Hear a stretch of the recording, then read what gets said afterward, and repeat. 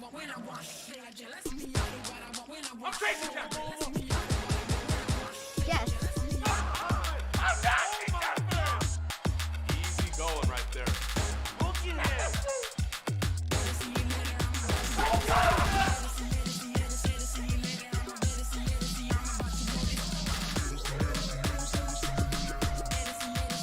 One more to go.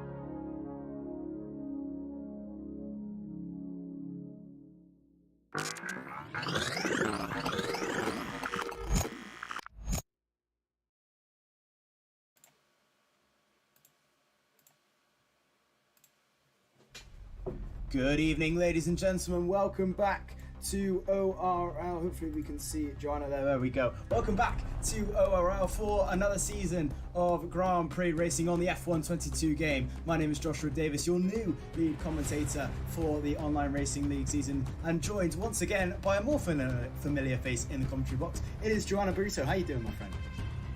Hello, Joshua. Welcome to the ORL booth. I'm glad to have you here, and I'm glad to be back. Let's hope we have some more great racing on this season that we start tonight. So we will be starting with a race in Bahrain. Seems a bit familiar as we were talking a bit offline. But yeah, last season we had an interesting race. So let's see what tonight will bring us. Absolutely so. Been 556 days since our last race last season. That incredible battle between Daniela Haddad and one and only Danny Berezne as well, who does join us tonight in the Alfa Romeo, but looking for his first title in ORL. Let's have a look at the track we'll be racing around tonight. It is the Bahrain Grand Prix in Sakhir. 15 turns along this historic race. 5.412 kilometers of track to turn around in with your main DRS down onto the start-finish straight and into turn number 4. Remember the Mercedes in real life in 2014 had a brilliant battle there all those years ago. Seemed like a distant memory nowadays. Moving on to the grid then, it is our grid for tonight. It is not It is not Jeffrey Ritchie and Danny Lusink tonight. It is Lilian and Timur Zelenkovic in for the Red Bulls, in with Sven Zerner and Ramazano in for Ferrari, with Perez and Fassi in for Mercedes. Haladej and Dovson in for McLaren. No, it is not actually. It's Hudson Pool replacing Christoph Seller there as well. Into the Alpine team, it is not Seller and Akinci. That is someone else, I believe. I'm not sure if I've written that down. It's pretty bad from me. Alfa Romeo is Ben Sabakonyi and Danny Berezny as usual, with the Alpha Tauris, Toro Rosso, whatever you like to call them, is Lenny Papinta and Mr. Belatti, with Aston Martin good Samuel Bean and Istvan Pukki. Haas is Oscar Villacampa and Milan Meyer, and at Williams it is not Daniela Haddad and Flourish Vyers, it is Augustine Tolashi and Yannick Schmidt. Not a bad lineup for the first race of the season. And I'll tell you what, it does look very, very exciting, doesn't it, just Joanna?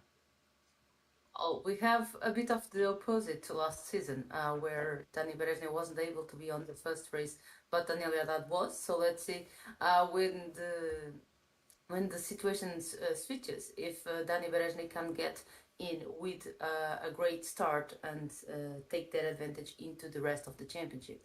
But he won't be racing alone. Of course, we have 20 drivers on track tonight with the substitutions that you mentioned to our usual grid. But let's see, Istvan Pukki did a very good start of the season last season as well.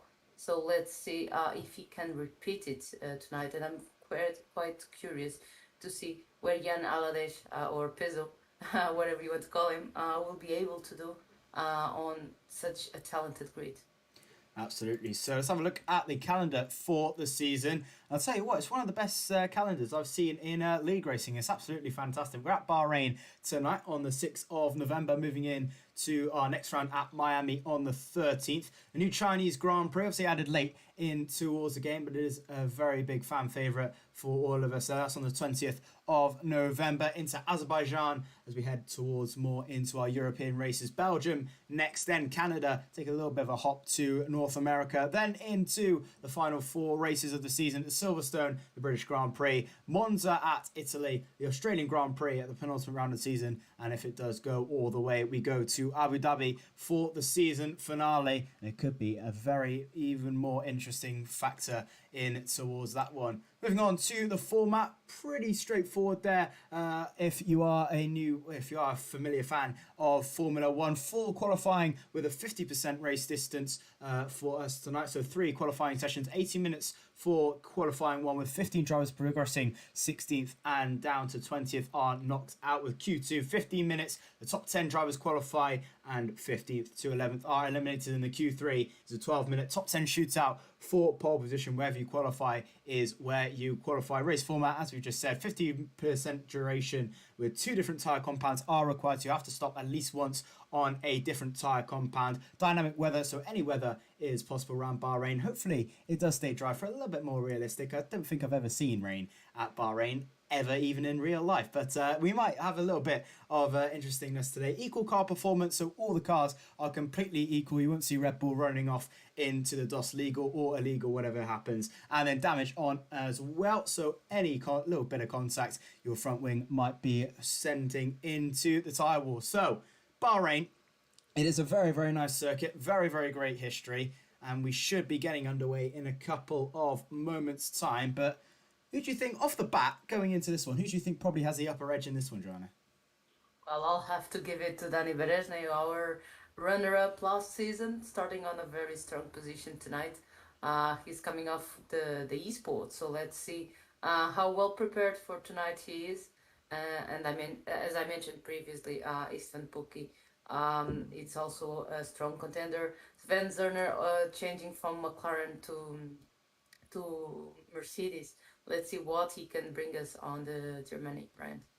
Absolutely. So moving on quickly to our champions throughout the years. We've had 4 actually fantastic world champions in the making. Ben Sabakonyi with his number 1, and Jarno Opmeer, of course, the Flying Dutchman, 2-time F1 Esports champion in F1 2019, twice in 2020 as well, had an absolutely dominating few years in the ORL League. Then moving on to Sven Zerner in F1 2021, had a great glorious year with Red Bull, and then our infamous race in Silverstone with Daniela Haddad taking the win in that one and took the championship. We are about ready to go in towards qualifying then. Let's have a look at our grid tonight. Absolutely fantastic. We've got Danny Berezny in there, Milan Meyer, Istvan Pukki, Sven Zerner, Samuel Bean, Stefano Ramzaro, Augustin Tolashi, Shan Akinci, Lilian Hudson-Poor, Ismail Fassi, Bogdan Moldovan, Lenny Papinta, Yannick Schmidt, Timo Zelenovic, Gregory Bralati,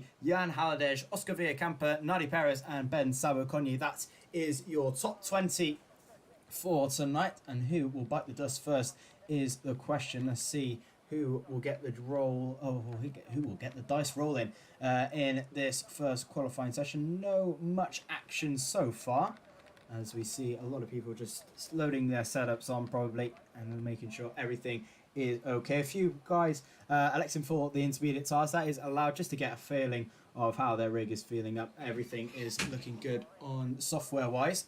And we will wait and see who will come out first. A little bit of action that might be down at the McLaren garage. It is a McLaren, but which one is it is the question. It's Bogdan Moldovan and will take the first trip in qualifying.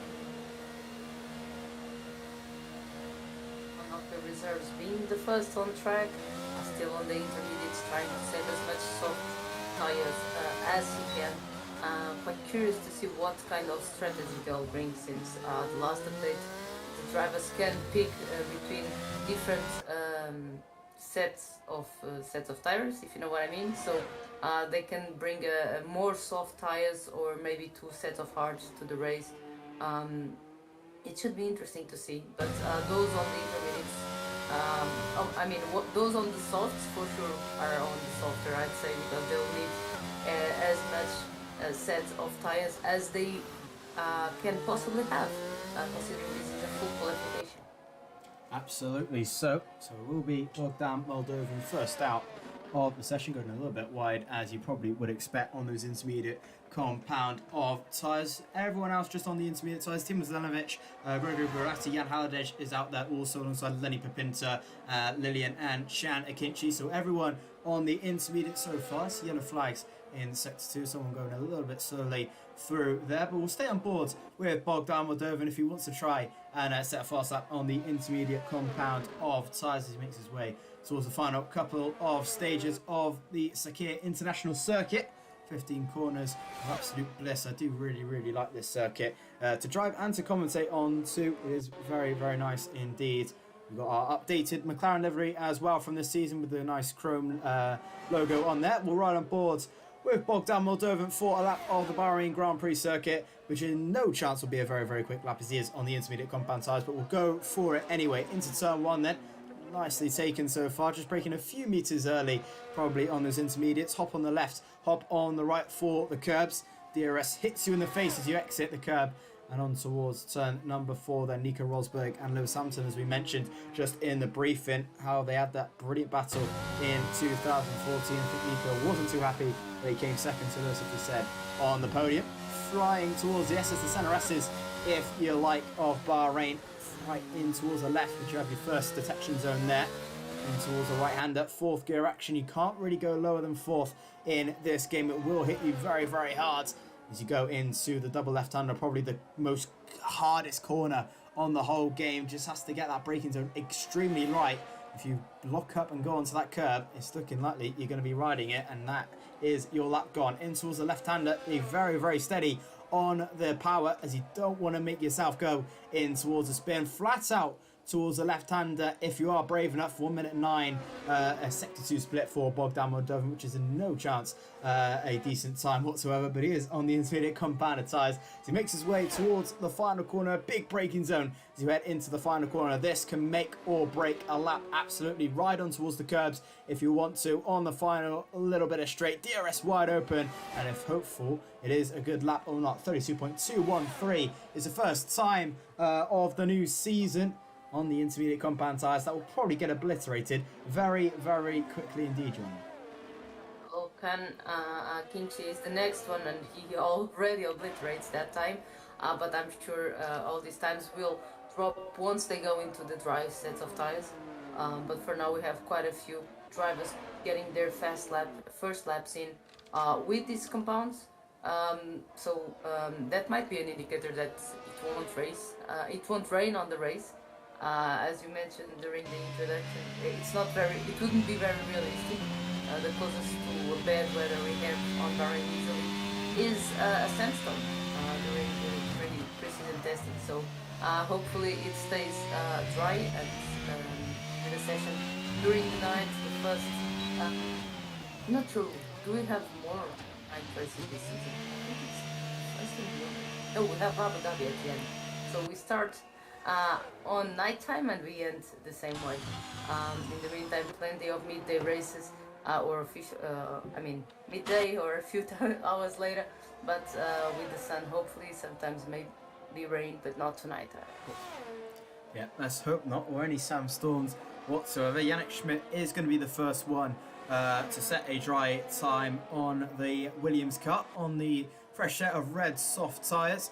Red Bull tyres, if you like, the quickest compound we have in F1 these days. Soft, medium to hard, which was getting quite very hard to comprehend back in 2018. We had the hyper soft, super softs, mega soft, ultra, mega super duper softs, whatever you want to call it. It was getting very, very confusing. So soft, medium and hard. I actually thought that was easier that way, because now softs can be C4s or C5s or C3s. That's, for me, it's even more complicated than just calling them hyper softs or super softs. Yeah, absolutely so. It's one of the ways or the other. Definitely so with the C4, C3, C2. It can get a little bit interesting to look at, but we'll stay on board with Yannick Schmidt towards this lap as he rides on board towards the right-hander, in towards the right, in towards the left, getting a little bit wobbly out of the exit. 28.445 is the first time on the board in sector 1, carrying the speed into the right-hander once again with that beautiful white sort of diamond crusted helmet he has on his helmet today. Yannick Schmidt, the number 66 car in the Williams, in towards the double left-hander and on towards the DRS back straight once again, getting very, very itchy on the curves there, using all the track and a little bit more. In towards the left-hander then for the Williams car, riding it towards the left, very, very gracious. There is that Williams like a swan on water, if you like, flat out towards the right-hander. 1 minute 6.690. That's a little bit better than what we had than Bogdan Moldovan's sector 2 time. As we ride on board towards the final corner, Yannick Schmidt, he's going to be the man to beat so far as we makes his way towards the final corner. The Williams man, where can he put his Williams is the question. On towards the final corner, what will the time be? DRS wide open and across the line he will go. It's a 28.417 to start things off. That is the first good lap we've seen of the new season. And will it be one that we'll see him there? Beware, Joshua. We have Spencer taking around 2/10 off that time, and he'll be the next one on to cross the line on his Ferrari. We are riding on board with Sven Zerner now in the Ferrari. A beautiful red majestic one as he comes towards the line and beats that by 0.2 of a second on Yannick Schmidt. 28.266 goes to the Ferrari. Question is, will it be safe to get you through into Q2? Yellow flags in sector 1. That is someone either going off or going a little bit slowly. There's another Red Bull coming towards the line. Not sure who it is. That might be Timo Zelenovic just prepping a lap. Yes, it is. The new and improved Red Bull. A little bit of a darker blue, if you like, which makes it so much better. It was getting quite infuriating, really, having the lighter blue. But thankfully, we are back to the new one that we all love and adore. Love and adore some, I guess, as Nadi Paris crosses the line once again to start his first final lap on soft compound tyres. Everyone now out on a fresh pair of softs, apart from Samuel Bean, who is on the mediums and right now is about to finish his lap, riding towards the final corner. The number 8 car of the Aston Martin. So he rides towards the final corner, a little bit of a wobble out of the final corner on the medium compound tyres. Just wanted to save those sets of softs and goes into P3 so far. The slowest of the dry runners so far with a 28.902. And he'll probably have to go again, and a lot of these guys will probably have to go again. Gregory Belatti is the next one to cross the line in the AlphaTauri. I do really like that AlphaTauri today of this season. Absolutely beautiful on a 2 minute 132.309. So a mistake somewhere was found in that lap. The new Ferrari, or the other Ferrari of Stefano Ramzano, just making his way towards the traffic. That was Sven Zerner just coming in towards the pit lane. Will the Williams about to cross the line as well? He comes in as well. Lenny Papinta about to cross the line as well to start his first flying lap of the session as we ride on board with Danny Berezny. I believe that has come towards the final corner. Yes, it is. Hungarian F1 esports man of Alfa Romeo will be starting his first final. No, sorry, that's Ben Sabakoni. It's Timo Zelenovic. Now goes pole position with a 28.118 on that Red Bull. Very, very nice time indeed from him in the Mercedes. I believe that's Ismail Fassi. No, it is not. It's his teammate of Nani Perez, who goes P5. And again, I think that might be a little bit of a few mistakes from him as well. So he might have to go again also. But Timo Zelenovic so far is the first man on the timing sheet and topping it so far by about a tenth of a second.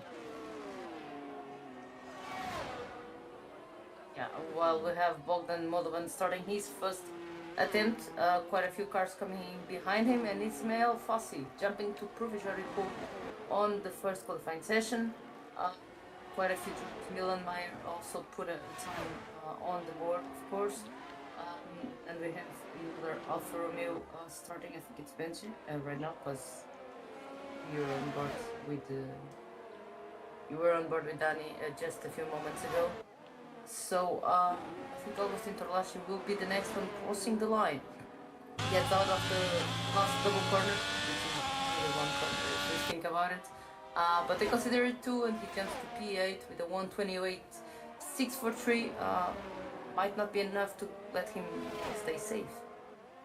No, definitely not. We'll have to wait and see what Ben Sabakoni does, because he's gone purple in Sector 2, but lost a lot of time in Sector 3, about 3/10 off Ismail Fassi, and goes P2 to 27.906, so a lot of time lost in Sector 3 for Ben Sabakoni, which is really going to have to correct himself, but should be through into Q2. Probably looking at it now, I reckon anything in the 27s will probably be safe. Mid to high 27s will probably be enough for you to go through. Ismail Fassi is probably the one to go through as well. One of the McLarens going towards the final corner. That was Bogdan Moldovan. He goes into P12. His teammate of Jan Haladej is about to cross the line as well. Joins him just behind as he crosses the line now and goes up into P2 at 27.903. Look how close it is between Ben Sabakoni and Jan Haladej, and then look at that, it is Chanik Inchi beating Ismail Fassi, 126.625, and Danny Berezne then jumps the both of them and into 27.5s we go now. So the bar has just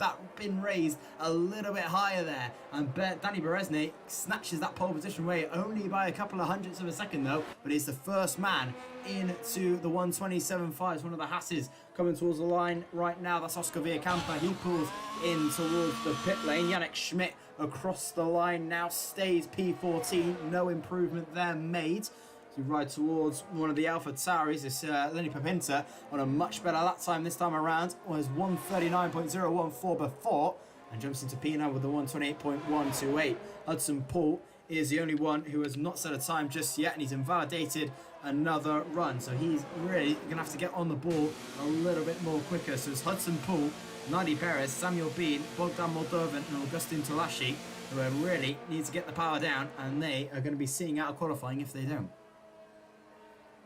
Quite a few drivers invalidating their attempts, or just considering that it's not a good enough time to make it till the end, going down back into the pit lane, trying to prepare their last exit, and that's where all will be decided for the first time this season, the first qualifying session, and we have most of our drivers already on the pit lane, so they're still coming back.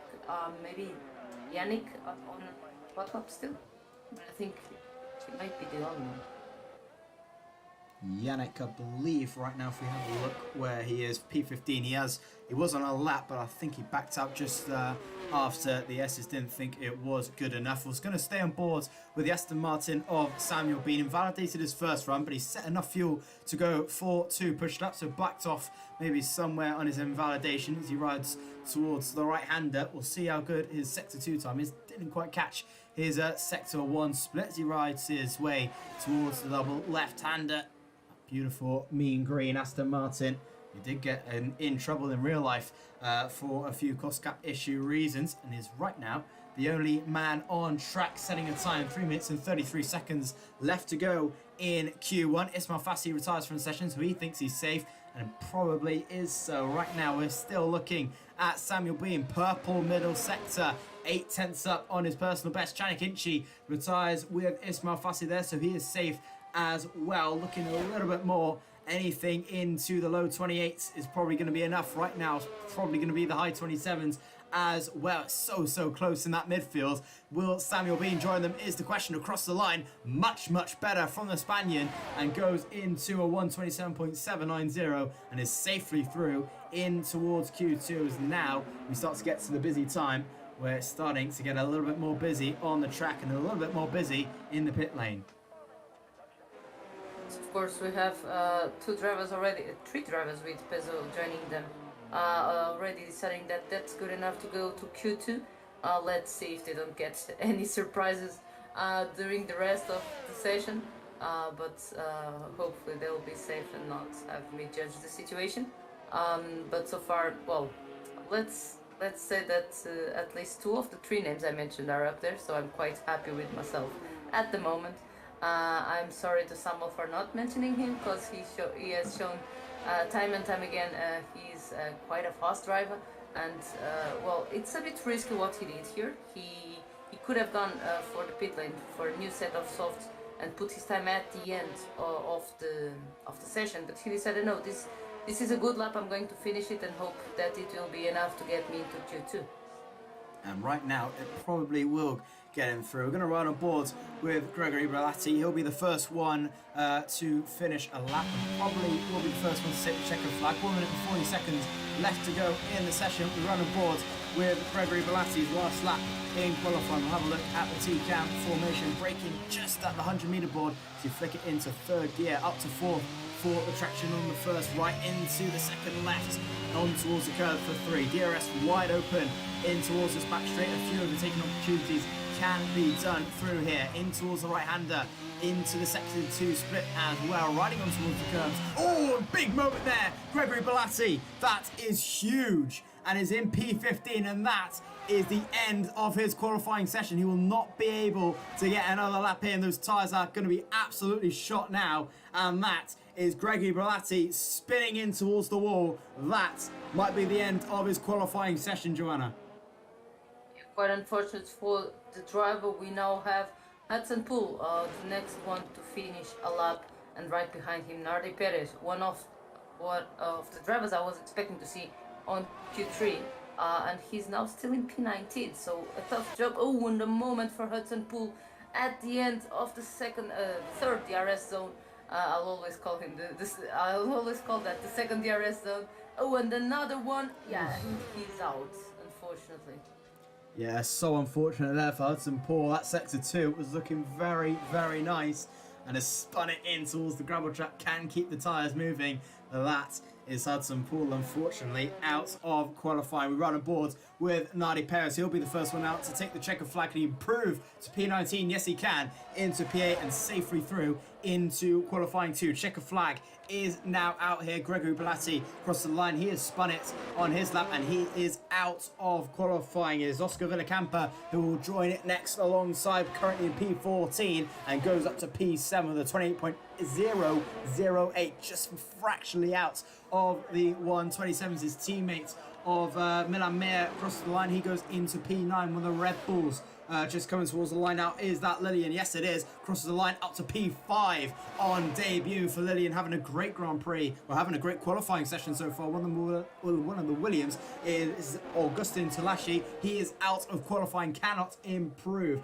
Istvan Pukki is crossing the line. He goes P5, joining his teammate into Q2. It's all happening now as Bogdan Moldovan crosses the line. He is out of qualifying. Another one going through. I think that was Yannick Schmidt into P14. Right now is safe. Sven Zerner crosses the line now into P11. It's all on Stefano Ramazano. Can he knock out Yannick Schmidt of qualifying across the line? Yes, he can. It's P13 for Stefano Ramazano. He is through with his teammate Sven Zerner in the Ferrari. And it's Yannick Schmidt, Augustus Talashi, Gregory Berlatti, Bogdan Moldovan, and Hudson Poole, who could not get a lap time done in out of qualifying 1. We move on to qualifying 2 in a few moments' time as Nardi Perez comes in towards the pit lane. But what an exciting way to BenQ on there. And it is Yannick Schmidt, Augustus Talashi, and the rest of them out of qualifying, with Danny Bereznik topping the timing sheets there.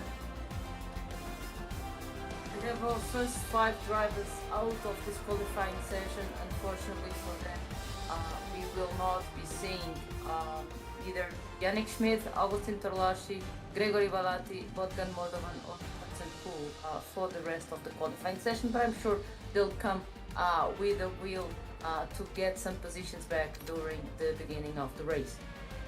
Absolutely. So you can see there, top 15, top 14 there. Danny Berezne is top there, 62 thousandths towards Chanakinchi in P2. Ismail Fassi in P3, Samuel B in P4, with Puki P5, followed by Lilian Haladej, Ben Sabukonyi, Timo Zelenovic, Villacampa, Zerna, Maya Ramzaro, Perez, Papinta, and out are your bottom 16 there. Moving on to Q2 in a few moments' time, but absolutely exciting end to Q1 and now into Q2. Really the business end of qualifying. This will determine where you will go for the grid once again, and this is really crucial that you get a good lap in if you want to go into the Q3 shootout and have any chance of pole position. Already we can see Ismail Fassi having a look to try and get out there first of all.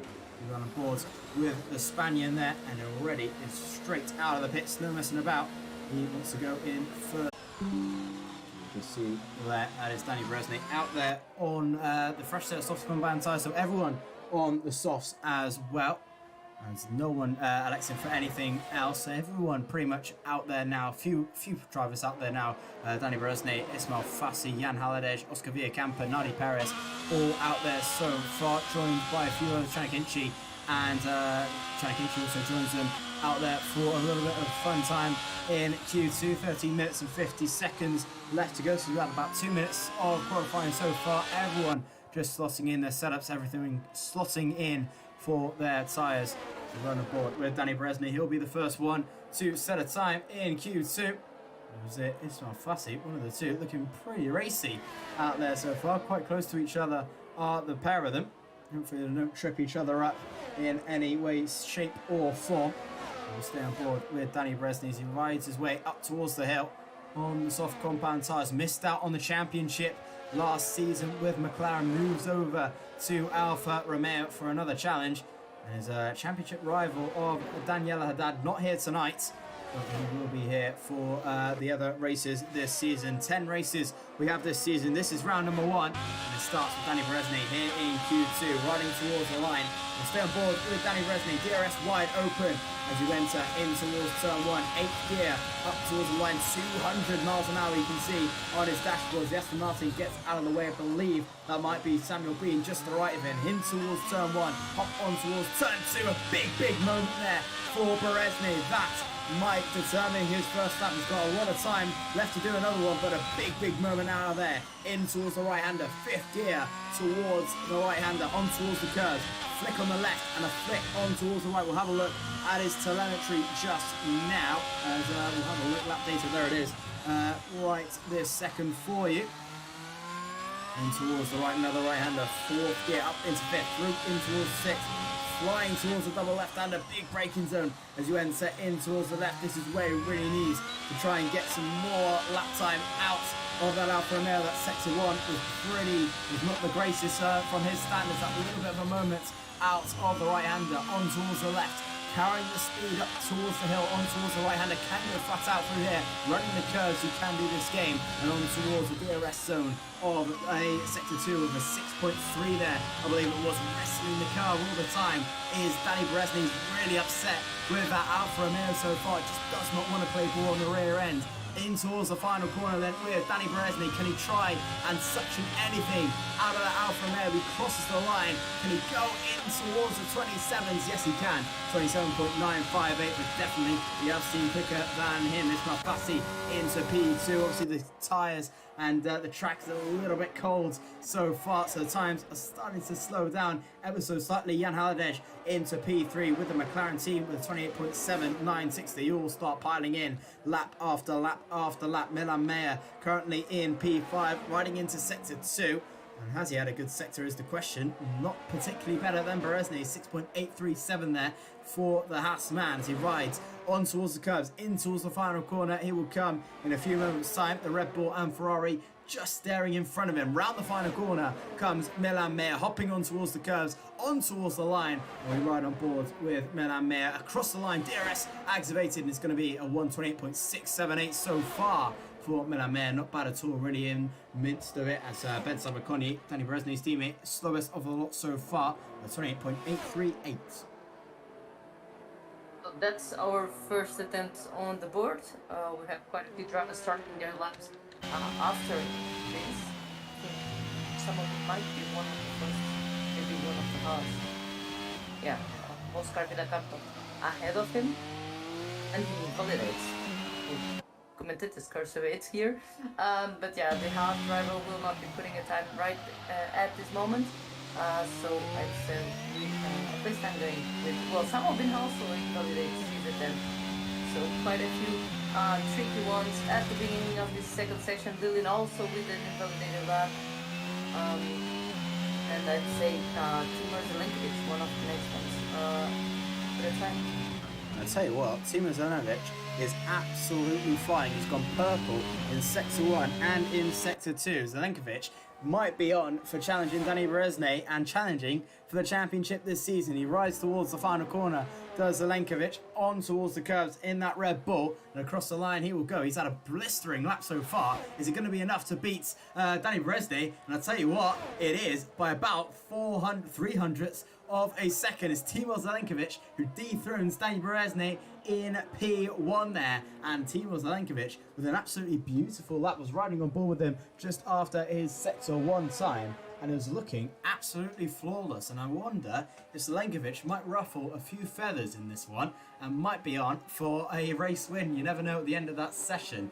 Samuel Bean also out there, might be on an in lap, right on board with the Aston Martin. Seems to be as he is pushing, so he might have gone for 2 extra laps. He rides on board through towards the Sector 2 zone and across the line. He will sight right now 7.549. That is not purple by the slightest, but he has been pushing and a little bit pushing on the track limits as well, and that is another invalidation for Samuel Bean. He's going to have to try a little bit more for that one. He's going to have to go for another run. Only 7 drivers were able to get a lap time in there, with Timur Zelenkovic, Danny Berezny, Ismail Fassi, Shana Kichi, Milan Meyer, Jan Haladej and Ben Sabakoni, the only ones to set their lap times through there. Everyone else either invalidating or just not getting to grips with their car. Nani Perez is another one to try and go for his first attempt of the session. And into Sector 1, having a little bit of trouble and a major issue there. Major mishap there for Nani Perez with tyres absolutely either red hot or frozen cold. That is a big moment for Nani Perez. We see a lot of drivers having those sort of mishaps there on the right-hander. It's really tricky out there. As we had seen on the first attempt or on the first qualifying session, quite a few invalidated attempts. So as you mentioned, it's the one who misses the last, the one who gets it all together that will eventually end up on pole. For now, it's Timur Zelenkovic leading our group of drivers, and yellow flag, probably someone just getting out of the way for someone on a hot lap. Who do you think it's the first one? It's Nardi? Nardi was going to be the first one. Depends if he's... I think he has tried to keep his lap going, mince the mistakes. So we'll stay on board with Mr. Perez as he crosses the line now on a 28.844. So only a couple of thousandths off Ben Sabakoni, but definitely room for improvement. And I think Nardi Perez definitely knows that. He's definitely been on the cusp there a lot of times in this qualifying session. Qualifying 1, stuck in 19th right towards the end. We might see now in Q2, he might go there, and you can see there Sven Zerner doing the business, 2 tenths clear of Zelenkovic and Berezne as his teammate Ramazio goes into P3 as well for the Ferraris. At times start tumbling down and down and down as Istvan Pukki puts it into P2, 27.847, and now the track is starting to heat up ever so slightly. Lenny Pipinta is the other man to start his first flying lap of the session. Only Samuel Bean, Lilian Pipinta and Villacampa have not set times just yet in the session. We're right on board with the Spaniard now of Oscar Villacampa as he makes his way towards the double left-hander there in that Haas car. Opening towards the left, on towards the curve. DRS wide open to hits you in the face. A little bit of traffic from the Mercedes behind. I believe that is Ismail Fassi or Nani Perez. I believe it is Fassi just in front. Yes, it is Ismail Fassi going for another run. He rides towards the sector 2, the section zone. 6.0, 5/10 up on his personal best, looking much better from the Mercedes. The Red Bull just going off in front of him. I believe that is Lillian. Yes, it is on his lap. Wonder if he has kept it valid or not. We're on board there. Shanakinchi now dethrones Zerner as the first one into the 27.5s. Can we see a 27.4 from anyone else? Ismail Fassi crosses the line. He goes into a 27.5 just for Ismail Fassi. 27.599 there. Wow, that is completely very close towards there.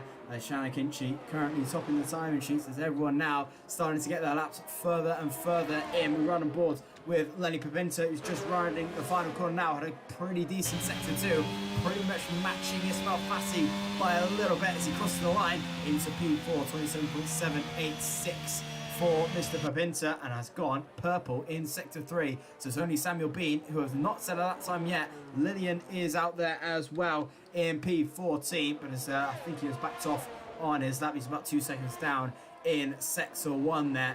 But it's Samuel Bean, Lillian, Nadi Perez, Milan Meyer and Danny Berezne of all of them who are actually in the section zone, and I wonder if you might have to get trying to get into the low 27s to try and see yourself through. Well, Samuel Bean is now trying for his first time on the board, and Danny had an invalidated lap, so it complicates his session. He has 4 minutes to get back into the pit lane, get a new or the same set of tires, is that to him really, and try to go into the third qualifying session. But right now we have Samuel Bean as finishing this. Ooh, I'm really giving them bad luck tonight. Sorry. Invalidates his attempt after losing a bit of control of his Aston Martin, and unfortunately he's another driver that will have to do it on the third and final attempt of the second qualifying session. Yep, Samuel Bean having absolutely no luck so far in this qualifying session and has yet to get a valid lap on the board. And Samuel Bean will have to go for a third and final attempt to at least get one on the board. He has to beat, so far, a 27.955 set by Mr. Ramazio in the Ferrari, with Danny Berezne in the Alfa Romeo. Only a couple of thousandths off that, about 4 thousandths off it as well. Ismail Fassi has retired from the session, so he thinks he's pretty much safe. I'm probably looking at it now, he probably is, with that 27.5, 2 tenths clear of Sven Zerner, and already the 2 Mercedes and one of the Red Bulls coming out there. That is Nadi Perez and I believe might be Lillian there, or it might be Zelenkovic. Well, that's brave from Ismail, with this level of drivers retiring and not going for his last attempt. That's brave. Well, we have Jan Alades already coming into the track, as we already have also the Red Bull of Zelenkovic and the Mercedes of Nadi Perez out on track. Nadi really needs to put a lap together to get out of this second qualifying session.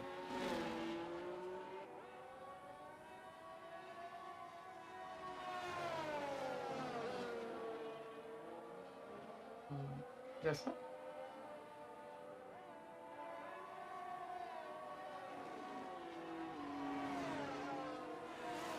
So going on, we have all of our drivers still on their outlaps for their final attempt. The first starting their attempt will be Nadi Perez, the Spaniard for Mercedes. just going really slow and warming up his tires.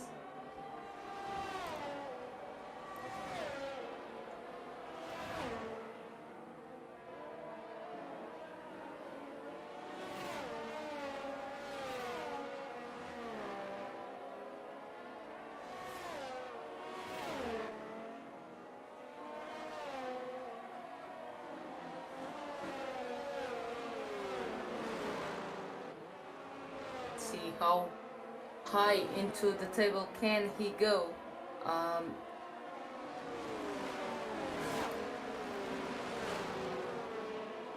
As we have also Sven Zerner retiring from the race in the pit lane. From the qualifying session in the pit lane. So let's see if they can keep their position into Q3. A slight moment for Nari Perez in the beginning of those turns 2 and 3 on the start of his lap, but let's see at the end of the first sector he's taking 3/10 of his last time. That won't be enough, but of course for sure he'll have more time to find during the rest of the qualifying lap. While we have all our 13 drivers on their last attempt. Well, the 13 starting now, the Alpine of Cham McKinsey being the last one starting his attempt. Let's hope that they don't get in the way of each other. And we now have Nardi, the first one, putting on his final attempt, getting at the end to the end of the third sector. He's taking 8/10 of his time, which would really only give him one position. So hopefully on the third attempt, on the third sector, he can pull something else off and go a few positions up on the board. He opens DRS and yeah, he jumps to P9, so he's in for now. But he also sees the checkered flag, so that was the last attempt from him. We have one of the Alfa Romeo, so it will be BenQ Zabocone. No, not him, it was his teammate. Dani Beresny jumping to P1 with a 1:27.359 for the Alfa Romeo driver. Quite a few drivers finishing their attempt as well. Let's see. Oh, and Cem won't be able to answer to Dani Beresny as he already invalidated his attempt, but we already have the 5 drivers that won't be coming into the next and last qualifying session. So unfortunately for them, Zelenkovic, Istvan Kuki, William, Milan Meyer and Nard Perez won't be able to participate on the last qualifying session.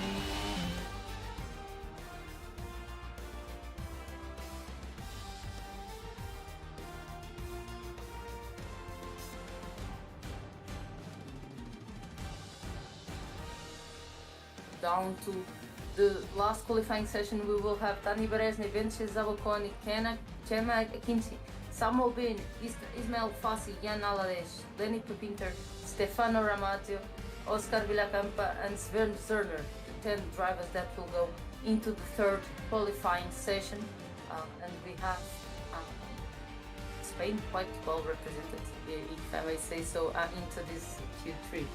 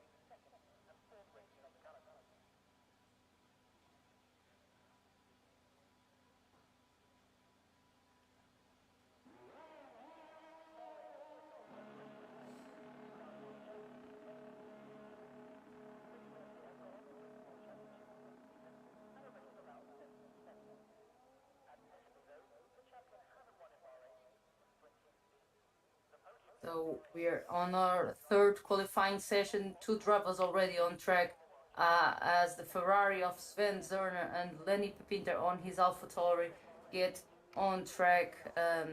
First 2 drivers to get on track on this qualifying session. 12 minutes, now only 10 and a half go till the end of our qualifying. And let's see who goes for pole. So far, Danny and Gemma Kinchi both leading one of the qualifying sessions.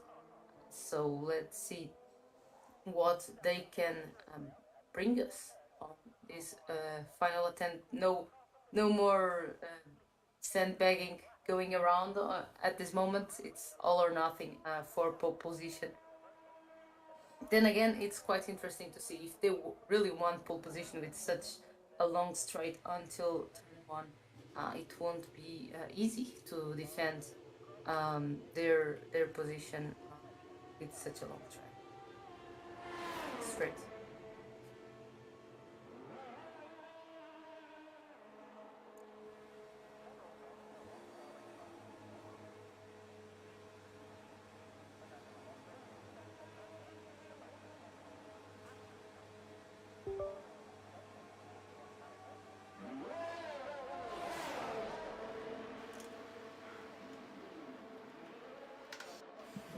Joshua will be back as soon as possible. Unfortunately, the game leaves us with Danny, who is still in the box. But I can tell you that we already have Sven Zerner into the second sector, and of course he's doing purple. He's the first man doing a hot lap. So. Hello. Oh, how are you, my friend? Yes, sorry about that. Having a little bit of a medical emergency, but I'm all fine now, thankfully. But yeah, we're back into Q3. Apologies, I did miss that there. Danny Berezny, Sven Zerner, Samuel Bean, Ramazio, Yannick Inchi, Ismail Fassi, Len Pepinter, Jan Halliday, Oscar Villacampa, Ben Savacogni, all in the top 10, making it through there. Sven Zerner will be the first one out on track and the first one to set a lap. He's gone purple in Sector 2 as per usual. In towards the flying right-hander, trying to carry as much speed as he possibly can in that Ferrari across the line. What's it going to be for Mr. Zerner? It's going to be a 27.6. That is not a bad lap time at all from Sven Zerner's case as he makes his way towards turn 1 to come back in towards the pit lane. Lenny Pepinter will be next across the line in the AlphaTauri, rounding the final corner for the Frenchman. Across the line he'll come now. Can he match Sven Zerner at any chance? I don't think it's going to happen for him. It's a 28.113. He's lost a lot of time somewhere. His teammate Ramazio, Sven Zerner's teammate, across the line. He's on an outlap. Ben Savacogni also up there on an outlap as well. Just behind him, the Mercedes of Ismail Fassi on an outlap as well. And they're all coming in for their first couple of lap times. Ben Savacogni will be the next one out on track alongside Stefano Ramazio as well, with Ismail Fassi in P7 as well, making his way towards the line as well. He makes his way there. Here comes, I believe, Danny Berezny round in the final corner to start his first flying lap as well. We'll stay on board. Who was the first one there? I think it was Ramazio in towards Sector 2. He'll come down 20.491 Sector 1 time. As he makes his way towards the double left-hander, then comes Ramazio in towards the left-hander in the fully blacked out helmet for tonight. He makes his way past the lap car of Lenny Pepinter, currently running himself in P2. Sven Zerner comes in towards the pit lane. Can Ferrari make it a 1-2 in qualifying? That a brilliant Grand Prix in real life here at a 1-2 as well. Can they make it in real life here in ORL? Riding on towards the curbs comes Ramazio. Can he try and match his teammate to try and get himself on pole position, or even better, on the front row? Here comes Ramazio around in the final corner, the number 21 machine of the Ferrari, the Italian machine of the Ferrari. Here comes Ramazio. Can he try and get in towards the 27s? He can put it on the front row though. 28.097 for Ramazio, but immediately dispatched by Ben Samuel-Konyi on a 28.692. Look how close it is between Zerna and Konyi. And then look at Ismail Fassi, a 27.405 for him. The McLaren of Jan Haladic about to cross the line now. Can he match Fassi? He's had a brilliant sector 2. He can put it into P2. The hat of Villacampa into P7 with a 28.396. Here comes Danny Berezny. What's he got in his pocket? A 5.4 in sector 2. Is it going to be a 26? It is indeed. Danny Berezny back on top once again, as you would usually have thought. It's a 26.917 straight out of the hat for Danny Berezny. He is on pole position so far, joined on the front row as Samuel Bean in a 27.284 with Yannick Hinchey in P3 with a 27.352. That is the first couple of runs. Everyone got a lap in time, but it's Berezny topping the time and shoots by about 0.3 of a second. We have our first attempt on the board. Most of our drivers really quite close, if I may say so, although I'm expecting this a gap to even be smaller at the end of this qualifying session. Of course, I think Peter and Oscar Villacampa will have quite a few moments that they will want to erase on their final attempt, as well as Stefano Ramaggio, who also had a bit of a moment, but then again he was one of the first to put in a lap time, as was his teammate, so I'm sure with track evolution as well they'll be able to get that time even lower, and I'm pretty sure we will not have people retiring from session too early. No, definitely a lot that will be out there once the checker flag falls, and definitely so. Danny Berezny is in the driving seat for this one. Been looking a little bit interesting near the end of Q2 there, but has pulled it back in Q3 and has gone quicker by 0.3 of a second. An absolutely monstrous time to kick things off in Q3 for Danny Berezny there. Samuel Bean in P2 as well, looking pretty tasty for the first time. Really has really got a good lap on the boards early in that P2 spot. 3 minutes and 50 seconds left to go in the session. We should probably be seeing those times, or the second attempts coming out maybe about a minute or so time. Would probably assume about the 2-minute 30 mark. I'm probably going to be guessing.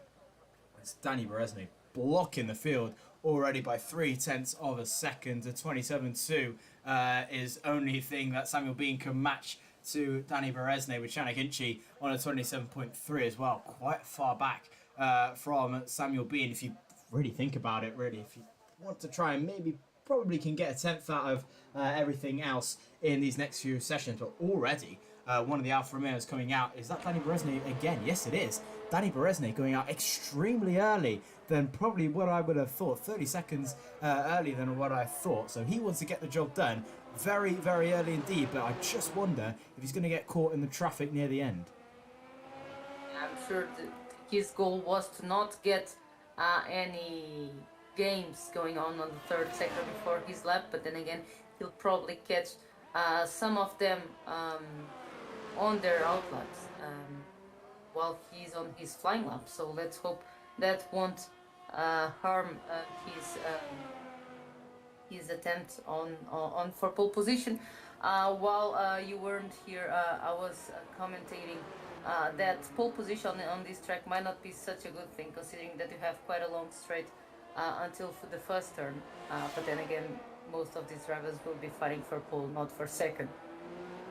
Yeah, absolutely. So no one will be wanting to fight for that second place tonight. They'll be hoping to try and get onto that pole position spot to try and defend in towards turn one if they can. And definitely one to watch so far. Danny Berezny, always a one to watch. If you're interested in the F1 Esports series, been really looking good so far. As Danny Berezny can definitely ruffle some feathers when he needs to get the job done. A race winner, of course, vice champion back in 2018, I believe, with Mercedes. His teammate Brendan Lee that season going on to win the championship, his only championship there, or second championship, if I do say so myself.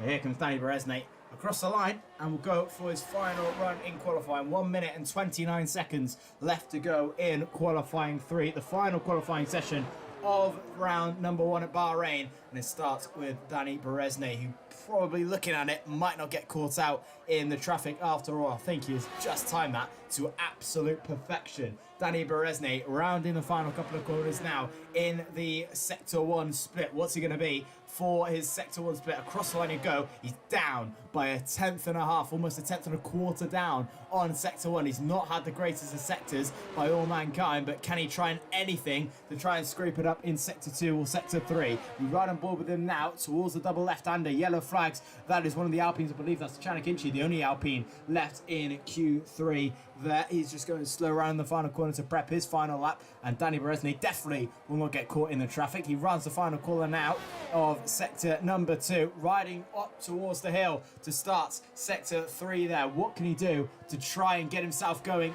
in this qualifying session across the line? He's down once again, 1.5 down is Danny Berezne, and he's invalidated. He's invalidated out of the final couple of corners, and that is not going to be an improvement for Danny Berezne. He will not get any higher than that 26.917, which opens the door for Samuel Bean and Chanakinchi of sorts. Can they try and bunch their way into a 26.8? It's going to have to take a monstrous lap, but it definitely can be possible. Time is up then. Checkered flag is out. Ben Samukonyi will be the first one across the line. He's 0.3 up so far, looking on a 27.3, which right now will probably put him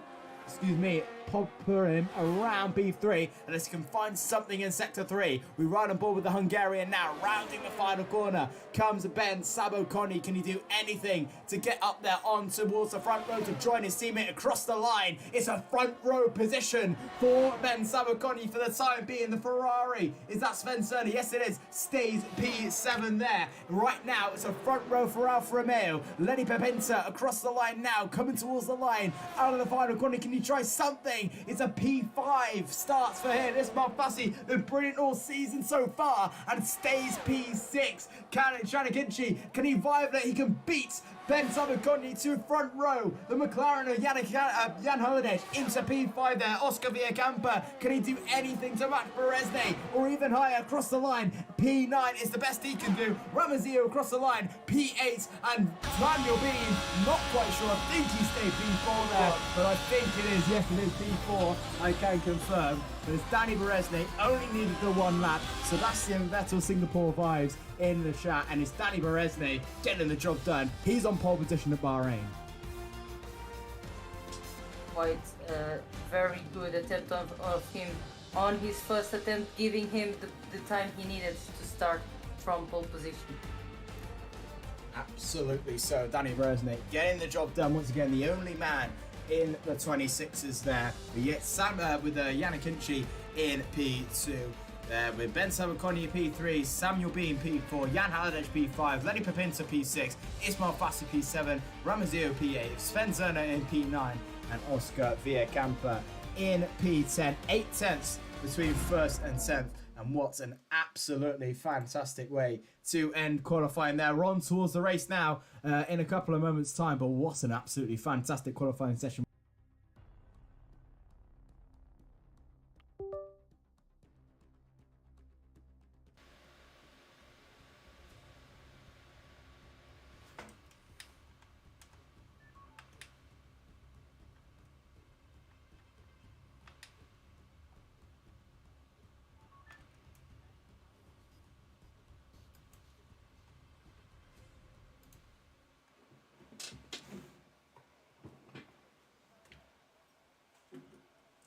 Apologies if you cannot hear Joanna. I think something has happened on my end. I'll try and fix that if you can hear me in a few moments' time. But we are on towards the grid now, just momentarily until I can get this pit.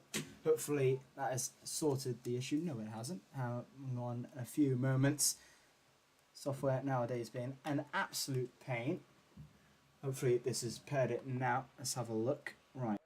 Working now. Is it working? Yes, it is. So now, finally, we can hear Joanna. We have 25 seconds left to go. Sorry you couldn't hear that, Joanna, there, but hopefully everything is sorted out now. We'll go on towards the grids right now. No formation laps, so we are straight in to the business end of the race. 27 laps upon us here in the desert of Bahrain, and a start of something absolutely special in the season of ORL. 5 seconds to go until the lights go out, and we will be on the grid for the first time here in Bahrain. It's been 554 days since Silverstone. Dani Berezne this time on pole position. The 5 lights are on. They go out and we are green at Sakhir. It's a great start there from Dani Berezne. Immediately getting the jump on Janakinci. But look at Samuel Bean having to join the fun with down the inside, pulls into the left-hander in towards turn 1. It's Dani Berezne who leads the way with Janakinci in P2.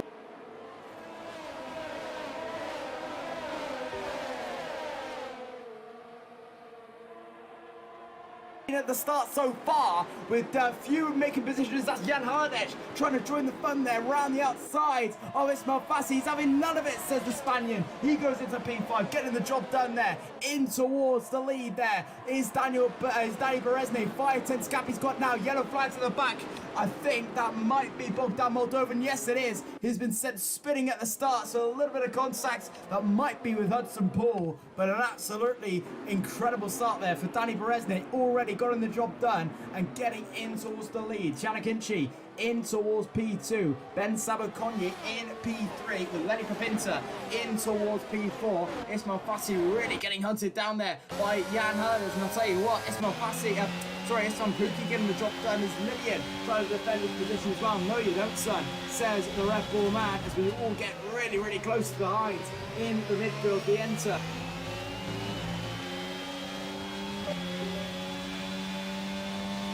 Why?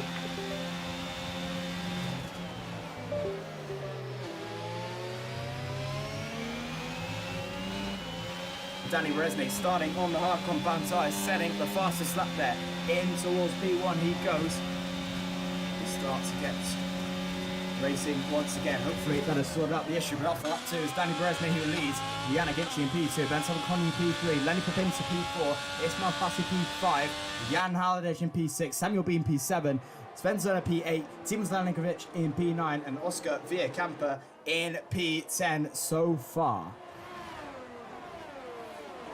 Few contacts in the beginning of the race, but it seems that all of them were able to get away mostly fine. At least they were able to not go for a pit stop, while Dani is for sure doing his best to get the gap open before the DRS is available for Janakinci to attack him, but both pushing a lot at this phase to try one to create a gap, the other to not let the gap be created. Absolutely so. But right now, Dani Berezne has got that gap down to an absolute skull. He's got a second gap already to Janakinci, who's already improved by 2.5 seconds out of detection zone number 2. Lap 2 of 29 at the Sakhir Bahrain Grand Prix. Janakinci in P2, blocking that Alfa Romeo 1-2 so far, but Ben Sabakonyi really on the back of the Alpine, and Lenny Papinta joining his way as well. And another faster start for Dani Berezne, 30.906 goes to him. Ismail Fassi trying to close up to the back of Lenny Papinta. DRS now enabled for the first time this race. I'll tell you who's getting a little bit antsy. It's Samuel Bean diving it down the inside. Having a look on Sven Zerner, a little bit of connection issues once again as he's ghosting past Oscar Villacampa. That might be a little bit of desync. I'm not 100% sure though. But yeah, a few connection issues as per usual on F1 games, but it's still Samuel Bean slotting into that P9 spot. His teammate Ismail Puki sat in P11 with Oscar Villacampa in P12. But look who's got behind him, Lillian. He's having a great qualifying. He had a great qualifying session in Q1, got knocked out in Q2. It's definitely all over the back of Oscar Villacampa in P12 so far, with Melamir just behind him, stuck in a Haas sandwich at the moment with one in front and one behind, as Dani Berezne still keeping his gap very, very large. 1.2 is the gap, and Janakinci getting closer and closer and closer together, with Ben Sabakonyi getting closer and closer and closer to Janakinci as well. So battles everywhere you look. There's one to pick every single way you look, because Dani Berezne is still closing away from the gap. And Ismail Fassi, we'll have a look at the battle here, mostly for the battle for P5. Lenny Papinta versus Ismail Fassi.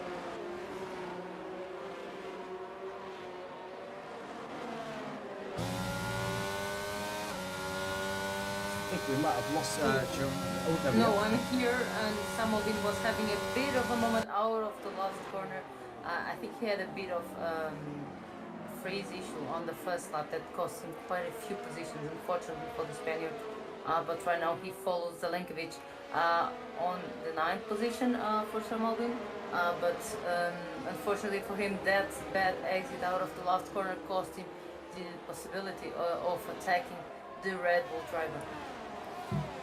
Yeah, definitely. So a few issues once again happening there. Samuel being currently in P9, trying to hunt down Timo Zelenkovic, who's doing an absolutely cracking job on debut. I must say, in P8 there for the Red Bull team. Reserving, of course, for Danny Lusink and Jeffrey Ritchie, who are not available tonight.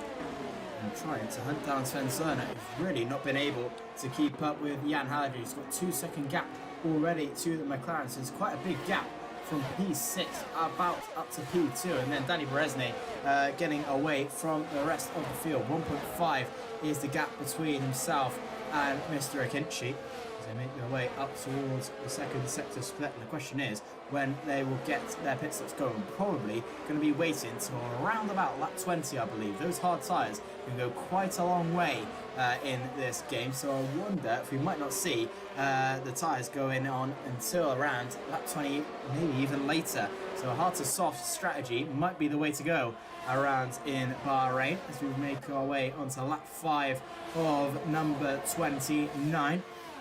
Jan Halliday's just trying to close the gap towards Ismail Fassi, and Timo Zelenkovic probably looking a little bit racy to try and close the gap to Sven Zerner, and then trying to gap in a little bit more. His teammate of Ramazeo is going side by side there with Milan Meyer. Meyer trying to go around the outside of the Ferrari. They're still side by side. Look at Nadi Perez in the background having to look, almost making it 3 wide there as Milan Meyer once again round the outside, and that's a spin there. Ramazeo has been spin around. There might have been contact between the two. Is he missing a front wing end plate? I believe he might be. No, he's not. He's absolutely okay. The tap from behind, and that is Ramazeo sent spinning in towards the barriers down into P19, and now he's 2.5 tenths back on Augustin Talashi, and now under the clutches of Bogdan Moldovan.